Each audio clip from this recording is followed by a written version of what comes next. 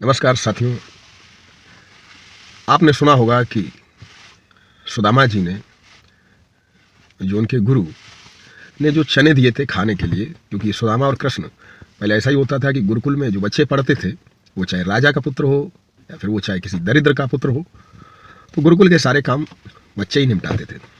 जैसे कि पशुओं को चारा देना, उनका गोबर उठाना, भोजन की व्यवस्था भिक्षा के द्वारा करना, खाना पकाने के लिए लकड़ियाँ लाना, तो ये सारे काम बच्चे करते थे। तो उनके गुरु ने कृष्ण और सुदामा दोनों को चने दिए कि रास्ते में या वहाँ जंगल में भूख लगे तो इनको बांट कर खा लेना। सुदामा को दिए थे, कृष्ण को नहीं पता था। खैर, कृष्ण त्रिलोकीनाथ है, वैसे तो उन्हें सब पता होता है, लेकिन हाँ, उनके गुरु ने कृष्ण को नहीं बताया था, सुदामा को वो चने दिए थे। जंगल में पहुँचे, शाम हो गई, पानी बरसने लगा, तो दोनों ने एक पेड़ पर चढ़ गए, वहीं पर आश्रय लिया। तो सुदामा ने वो चने कहते हैं कि अकेले ही खा लिए, और जब दांत किटकिटाने की आवाज़ आई तो कृष्ण ने पूछा कि भैया ये आवाज़ कैसी आ रही है, क्या खा रहे हो? तो सुदामा ने झूठ बोल दिया कि कुछ नहीं, सर्दी है, सर्दी लग रही है इसलिए दांत किटकिटा रहे। कहते हैं कि मित्र का वो भाग सुदामा ने खा लिया और इसलिए सुदामा को जीवन भर दरिद्रता रही।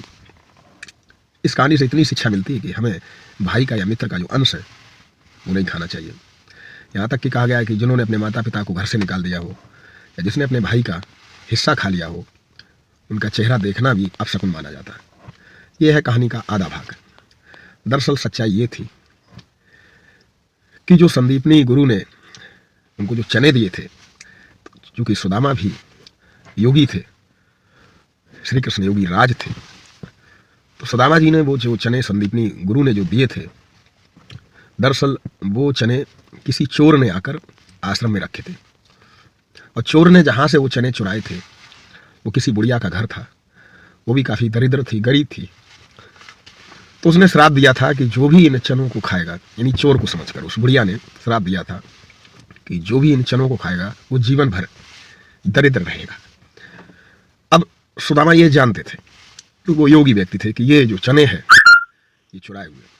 सुदामा जी चाहते तो वो उन चनों को फेंक सकते थे, लेकिन गुरु से का सम्मान रखने के लिए बुद्ध ने भी, कहते हैं कि जहरीला भोज्य पदार्थ खाया था, क्योंकि जिसने खिलाया था अनजाने में खिलाया था, और बुद्ध उसका सम्मान रखना चाहते थे क्योंकि उसने बड़े सम्मान से बुलाया था। सुदामा भी गुरु का सम्मान रखना चाहते थे, तो उन्होंने चने लेने से इनकार नहीं किया।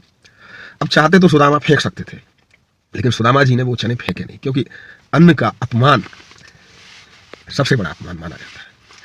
जिस अन्न को खाकर आजकल आप देखते होंगे शादी ब्याह में लोग खाना बनवाते हैं, तो इतना बनवा देते हैं कि कोई हमारे जो रिश्तेदार मिलने वाले आए, कोई चीज़ कभी ना पड़ जाए जिससे मेरी फजीयत हो, अपमान हो। तो 100 आदमी अगर आने वाले हैं तो 150 लोगों को खाना बनवाते हैं, फिर 50 लोगों को खाना फेंका जाता है।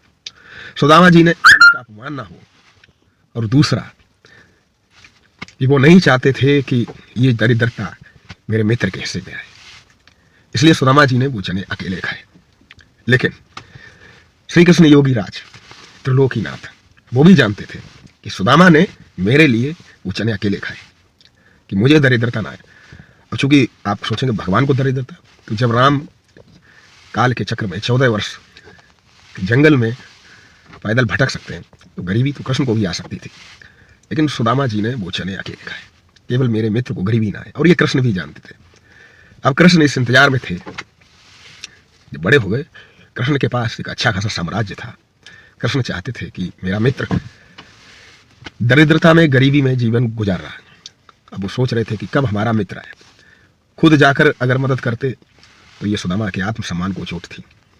वो चाहते थे कि सुदामा कभी मेरे पास आए, मैं उनकी मदद कर सकूं। और जब सुदामा अपनी पत्नी के कहने पर, सुदामा भी बड़े आत्मसम्मानी थे, वो भी नहीं चाहते थे कि हम अपने मित्र से मांगने जाएं, लेकिन जब अपनी पत्नी के कहने पर चले ही गए, और जब कृष्ण को बताया गया कि आपके मित्र सुदामा आपसे मिलने आए, तो आप समझ सकते हैं कि कृष्ण की उस समय क्या स्थिति थी। कहते हैं कि कृष्ण अपने सारे होश वास खो चुके थे। क्या उनका मुकुट, क्या उनके वस्त्र गिरते जा रहे थे, और कृष्ण भागते जा रहे थे। और जब सुदामा आए तो कृष्ण ने, कहते हैं कि परात रखी थी पानी पैर धुलने के लिए, तो कहते परात के जल को हाथ तक नहीं लगाया, और उनके आंसुओं से ही सुदामा के पैर धुल गए। ये था कृष्ण का प्रेम। तो साथियों, मित्रता ऐसी होनी चाहिए कि वहां पर ना कोई छोटा होता है ना कोई बड़ा। सच्चा मित्र वही है जो अपने मित्र के लिए सारी मुसीबतें खुद उठाता है और चाहता कि उसके मित्र को कोई तकलीफ ना हो। और सच्चा मित्र वही है जो विपत्ति में अपने मित्र की यथासंभव, जैसे कि कृष्ण ने 2 लोग दे दिए, यथासंभव जो मदद करता है, ये होती है सच्ची मित्रता। तो इस कहानी को जितनी भी बार सुना जाए, जितनी बार सोचा जाए, विचारा जाए, ना जाने कितनी शिक्षाएं मिलती हैं इस कहानी से कि मित्रता कैसी होनी चाहिए, अन्य के लिए हमारे प्रति क्या सम्मान होना चाहिए, हमारे गुरु के प्रति हमारा क्या सम्मान होना चाहिए।